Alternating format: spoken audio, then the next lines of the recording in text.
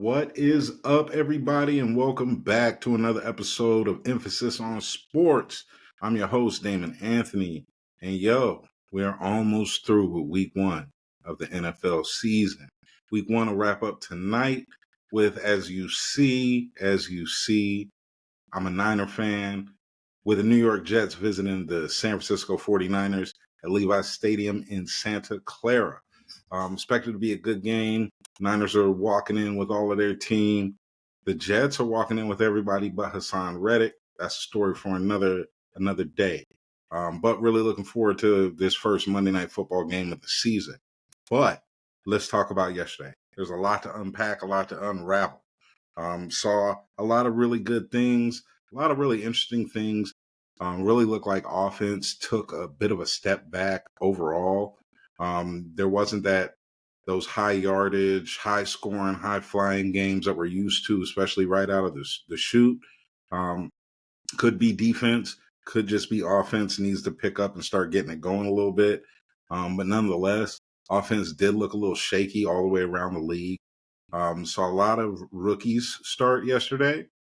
To kind of mixed reviews. Caleb Williams, he got the job done just as a player. He really didn't show too much yesterday. Bo Nix struggled. A lot of these things are things that we know we're going to see with these rookies. Some of them have these high expectations. Jaden Daniels, he did all right. Still, didn't pull it out. Losing effort. So some of these rookies, they still have some work to go, some things to do, right? But that being said, let's talk about the league. Let's walk around the league a little bit. All right, we're going to start in the AFC, and those that know I like to go news: north, east, west, south. Right? It's just easier. It helps me remember where the hell I'm at when I'm talking about stuff. Right? So let's talk about the AFC North. All right, AFC North. Only one team out of the AFC North actually won a game this week. The Pittsburgh Steelers, they knocked off the Atlanta Falcons. I'm not going to lie to you. This was a game that to me was a little bit up in the air because both of these teams are sporting a new look and a new quarterback, no matter how you slice it. Before the game, Russell Wilson was announced as inactive, so Justin Fields made his first start yesterday. And he looked okay.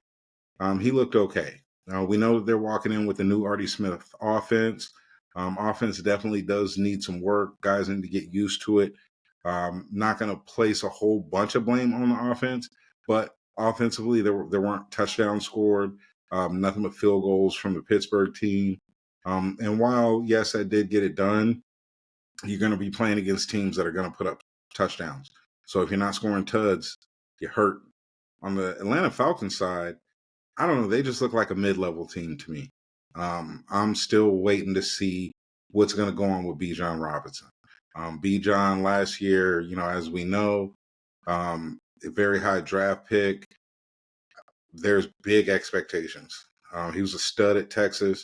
We're not seeing the usage out of him. I'm not at all saying that he's not getting it done. We're just not seeing them use him in the way that I think makes the most sense, right?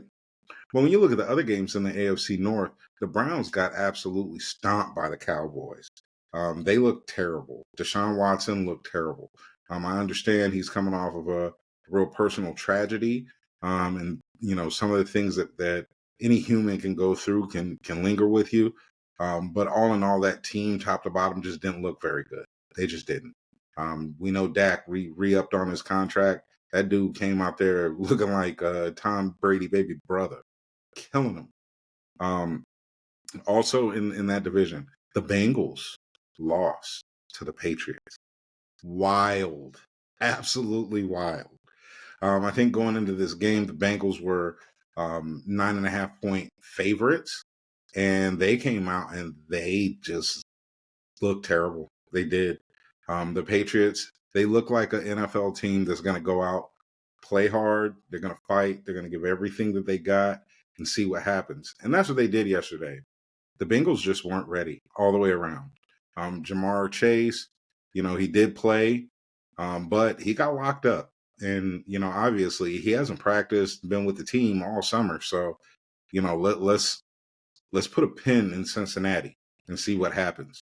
The Ravens, we did see the Ravens have a great game opening night Thursday night against the Chiefs, but they lost. So currently, as I sit here right now, the Pittsburgh Steelers are leading the AFC North, and they're the only team to win. Wow. Wild work. All right, next up, AFC East. So in the AFC East, we know the New York Jets, they play tonight. They play San Fran. So story's still yet to be told on them. The Bills, they did win their game against the Cardinals. It was a slow start to the game for the Bills. It really seemed like, but once they got it together, they were able to match those blows that the Cardinals were throwing out there. Cardinals looked pretty decent, but just didn't get it done. Hey, Josh Allen, he looked all right. He looked like Josh Allen. Let's see them use James Cook a little more. And Dalton Kincaid was pretty much absent in the game. So I don't know how this Bills team is going to look moving forward, but hey, strong start, good start. Dolphins. The Dolphins came out and they looked like they were going to lose. We also did know that yesterday before that Dolphins game, there was a hell of an incident with Tyreek Hill. For those that have paid any attention, Tyreek was detained by the Miami police as he was trying to get into the stadium. From what I understand, is from speeding, argument or confusion or talk or whatever ensued, and the police decided to put Tyreek in cuffs, face down on the pavement. There's so many different things wrong with this. I've heard a lot of people say, if that was Tom Brady or if that was Peyton Manning, that wouldn't have happened. Probably right. But also, let's step back a second. This is in Miami. This is Tyreek Hill. I'm pretty sure that he said, hey, I'm Tyreek Hill. I play for the Dolphins.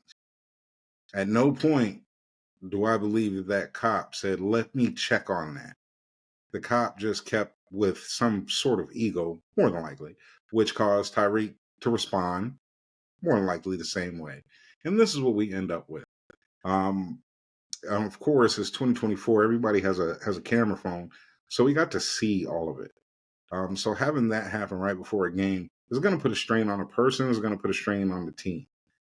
They did come back, win that game. Tyreek did score.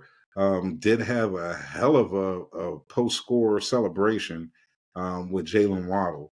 Y'all look that up. It was real interesting. But Dolphins did get it done. That game looked like it could have went either way against Jacksonville, but they were able to wrap it up, get that thing done. Elsewhere in the East, as I said before, the New England Patriots, they're 1-0. Didn't see that coming. Now, I'm not going to sit here and say that they're going to go out and win 8 or 9 or 10, 11 games. No, I don't think that's going to happen. I think the cap is probably going to be 5. But anytime a team that's not supposed to be great gets out there and plays hard and gives it its all, it tells me that the organization might be going in the right direction. And that's what I see with the Patriots. No one's expecting them to be Super Bowl contenders. But what we are seeing is guys going out and giving it their all and doing what they can do to try and get ahead, stay ahead. So congrats, New England. All right. AFC West. So in the AFC West, we already saw Kansas City. They started off their season defeating the Baltimore Ravens on Thursday. So we know, and we already know going into the season, Kansas City is going to be good, right? So elsewhere in the West, Denver Broncos didn't get it done against Seattle. Didn't expect them to get it done against Seattle. My last post, I talked about, some of those games, no one cares. That's what the Broncos are going to be all year. They're going to have a fan base. They're not going to be very good. Expect to maybe see them succeed next year, maybe the year afterwards, right? Then you had a nice division rivalry game where we had a couple of those around the league. Always cool to see. But the Chargers and Jim Harbaugh's first game as the new Chargers head coach, they knocked off the Raiders. They played, once again, played tough, played physical, showed some of these changes. They got rid of a lot of offensive players, but they still came out and did pretty well. Seeing the quarterback, he's going to have to deal with Harbaugh being who he is. He's hyped. He's ready. He pounds pads. Let's go, baby. That's not a normal thing in Charger land, but they'll get with it. Meanwhile, the Raiders look like how they've been the last couple of years. They just look like a very average to below average team. Gardner Minshew, he did not look like he was worth anything yesterday. Devontae, I'm pretty sure he's real irritated with the whole situation. And Max Crosby got locked up by Joe Alt. So let's see what the Raiders have. I mean, I predicted that the Chiefs would take this division walking away. Still sticking with that one. The rest of their division, to me, isn't really that good. All right, AFC South. So AFC South, we had another divisional matchup. We had the Texans and the Colts. That was a hell of a game. That one, there were fireworks, back and forth, back and forth. Let's get it done. We see Anthony Richardson seemed like he heaved 107 yards in the air for a touchdown. I know it wasn't that long. But it was good to see him play against a really good team and to play well. CJ Stroud and boys, they came out rolling. Stephon Diggs had some welcome to the team moments, a couple tuds. But we also got to see CJ, he looked like he picked up where he left off last year. That offense is going to be formidable. Joe Mixon, this was his first go around with the squad. Joe Mixon did his thing. Going into the season, a lot of people were saying that he's going to look old, maybe drop off a little bit. He looked like the same stud from maybe 3-4 years ago in Cincy. So this could be a real dangerous team. Only time will tell. Titans. They came out real strong against the Bears and then just let it all melt away. Will Levis had one of the craziest looking highlights with a throw from his knees pick.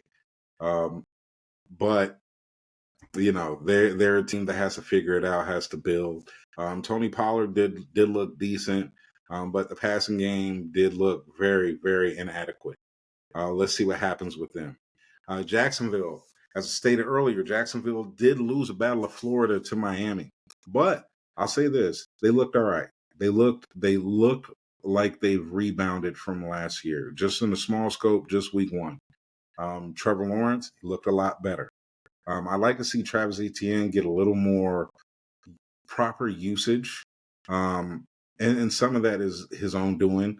But let's get it done. They're a team that should be better than what they showed at the end of last year. You start off the season, you lose to the Dolphins. It's not the worst thing in the world. But next week you got to get it done. You got to. Week 2, listen, you can't start a season 0-2. You need at least 1-1. You start 0-2, your back's already against the wall. We know that. All right, let's move to the NFC. So the NFC North, remember news, right? NFC North, 3 teams took home dubs. 1 team got no love, right? That rhymed a little bit. No shot at anybody. We know Jordan Love went down with an injury as the Packers couldn't get it done against the Eagles on Friday. Everybody else in the NFC North, W's. We saw Minnesota go out there and just smack the Giants all over the field. Made them look like the little Giants. Sam Darnold, super impressive in his Vikings debut. Yesterday, Sam Darnold looked like the player that we expected to see coming out of USC when he was drafted by the Jets. Dude came out and did his thing. Absolutely did his thing. Jettas looked good. The whole squad actually looked, the Vikings looked okay. Now, understandably, they're playing against the Giants, and the Giants, they're terrible. Don't really want to throw anybody out there like that, but Daniel Jones, it's not it. Them letting go of Saquon, not it. You go get Malik Neighbors, who's going to throw him the ball? Yeah, exactly. Last night, Detroit Lions, they had one hell of an overtime against the Rams. To be completely honest with you, the first 4 quarters, anybody could have won that game. Detroit did not come out looking like a dominant team. I think the team everybody expects them to be. But that overtime, that's what they look like. They came out and they ran the ball right down the Rams' throat to take home the win, to get that touchdown right out the chute. So, hey, good on you, Lions. Now people are hunting for you. Let's see what you continue to do. Let's let's see if we could turn up Jamar Gibbs a little bit. Let's see if you can get maybe a good 50-50 balance from Montgomery to Gibbs. Because one thing that I did notice, and it was kind of the same thing last year, saw a lot of Montgomery in the first half. You didn't see him at all really in the second half. Overtime, they bring him back out. Why don't you maybe 50-50 those guys? Montgomery can catch. Maybe you can catch somebody off guard and spring either one of them for nice long runs, long catching and runs. I don't know. I'm just a guy though, right? Last team in the NFC North, the Bears. Like I said before, the Bears, they were getting their ass kicked. They were absolutely getting their ass kicked.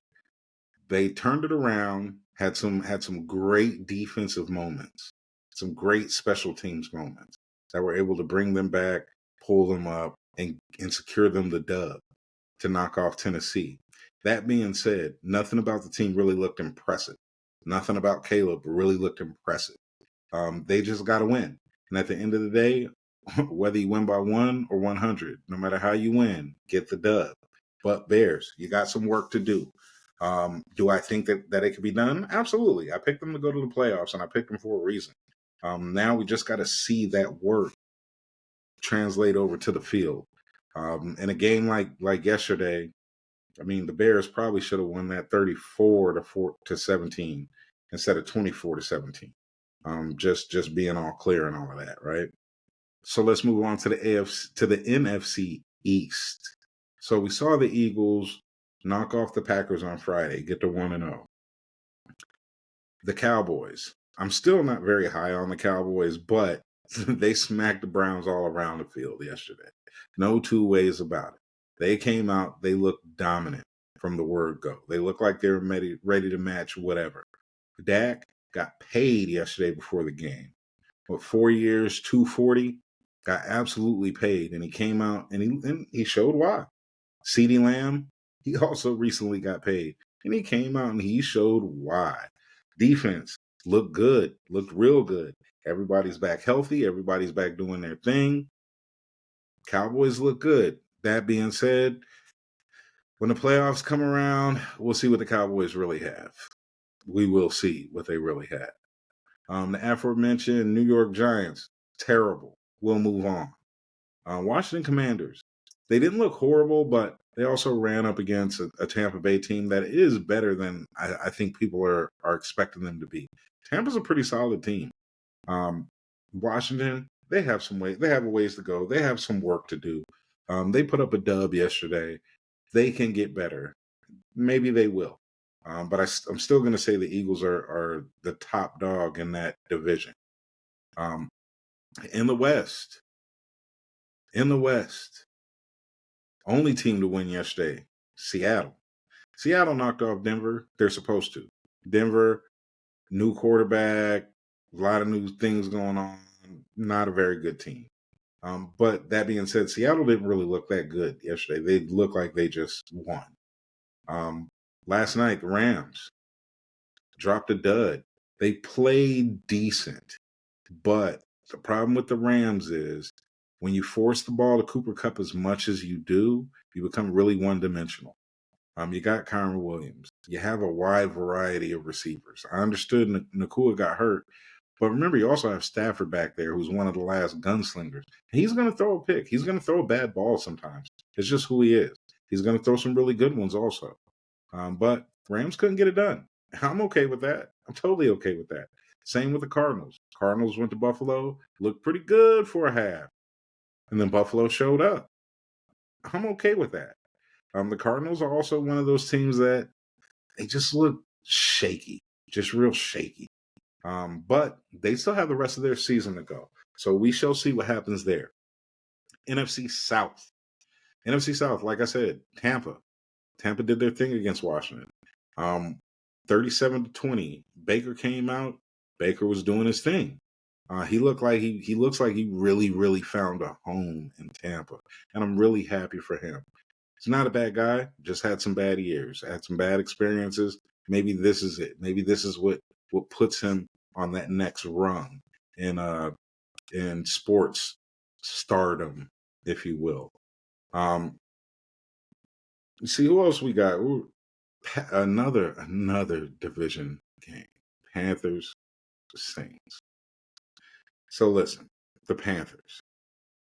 I knew the Panthers were going to be bad. I didn't know they were going to be this bad. They looked horrible. Bryce Young, bro, you got to get a little bit better. Whatever it is, whatever it takes, or they're going to run you out of the league.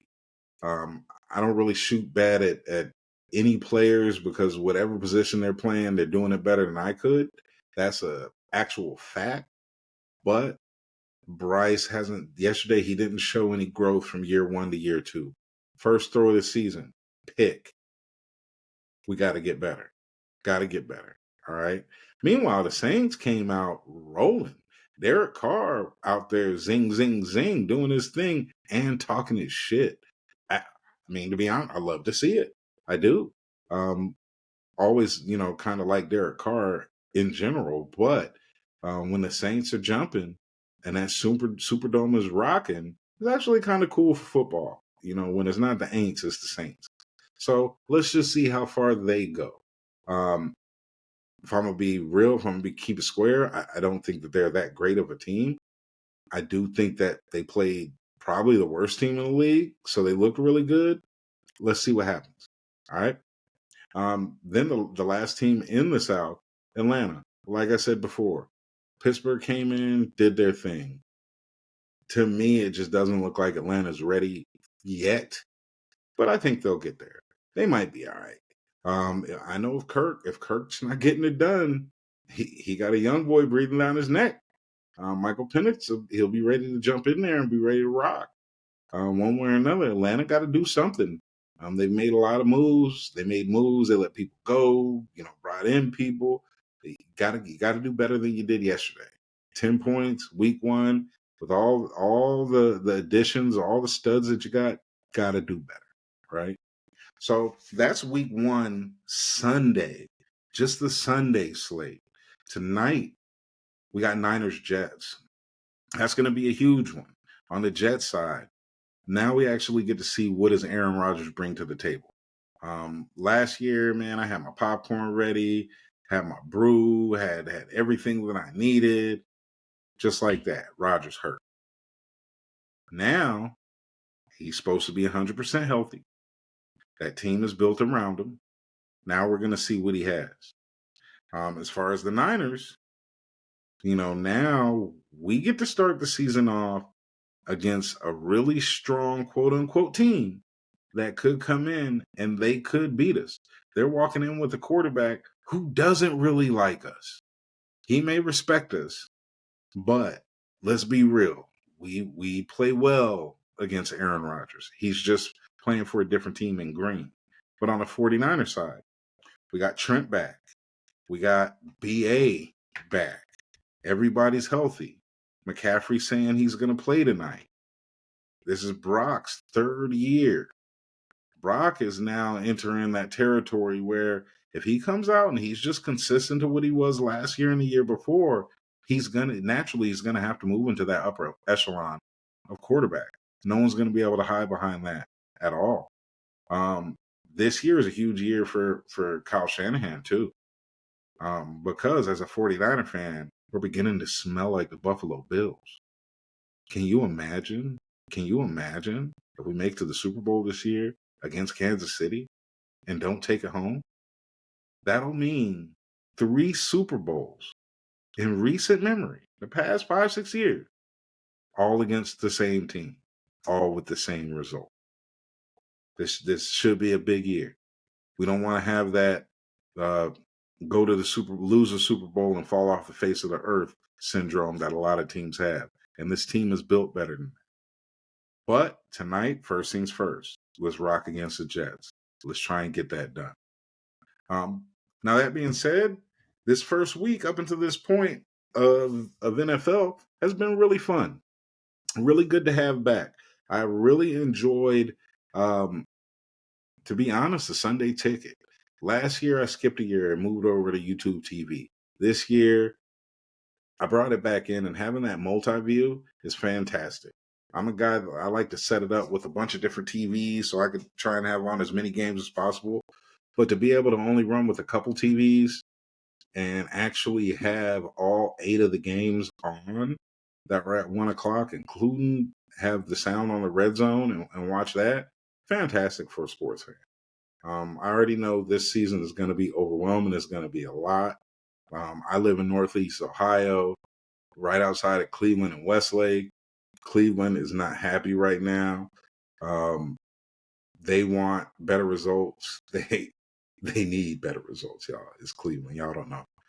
But it's going to be a good season. It's going to be a real interesting one. Stay tuned for how it unfolds, how it unpacks. All right. I know I'm going to talk a lot about football, but I will talk about some other things here or there. Just like in the WNBA, one of the really odd things that I'm seeing going on. Listen, Caitlin Clark, she's damn near an alien. She's ridiculous. She's a stud. Angel Reese, numbers, stud. But the best player in the WNBA is A'ja Wilson. Let's not forget that. Let's not act like that's something new. Let's not act like she hasn't proven herself or anything like that. She's the best player in the league. Let's stop the BS. Let's stop trying to pat everybody on their back. There's nothing wrong with saying that somebody not named Caitlin Clark is the best player in the league. There's no funny business. There's nothing crazy. There's nothing anything like that, right? It's to me, it's very similar to when to say Kobe and LeBron, right? So, LeBron comes in the league and he's great. He's great. Kobe was the best player in the league. Let's not act like he wasn't. Bron racked up numbers. Bron was second best player in the league. Kobe was the best player in the league. So the years that Steph and LeBron were playing in the finals, Steph was the best player in the league. That's all there is to it. That's all there is to it. Bron was great. There's nothing wrong with being the second best player in the league in the world. There's nothing wrong with that. But in those times, somebody else was the best. If we're going to call it how we see it, especially in the WNBA, where be accurate with what you're saying. Don't try and talk in circles and talk crazy and all that. A'ja Wilson is the best player in the WNBA. Period. Period. Caitlin Clark is a stud. And from everything that I'm seeing, she's going to get there. She's going to end up taking the crown and being the best player as long as she stays healthy. But currently, as I sit here right now, it's A'ja. Period. And she's a star. So big shout out to the WNBA, number one, for just being part of the sports landscape as heavy as you are. Even when it's not about Caitlin Clark and Angel Reese and A'ja Wilson, still pushing the buttons and getting that exposure and getting just guys like me to talk about football and then the WNBA. Because it is sweet. Really love seeing it. Great sport and just great stories. Whole great thing this year. Really love it. All right. So look, I'm gonna catch y'all another time. It is getting close to being game time. The sun is out, so that means I can still kick it a little bit. Got to make some good food, crack a few brews, and get ready for the Niners and the Jets. Peace out, y'all. Be good or be good at it. Until next time, I'll holler.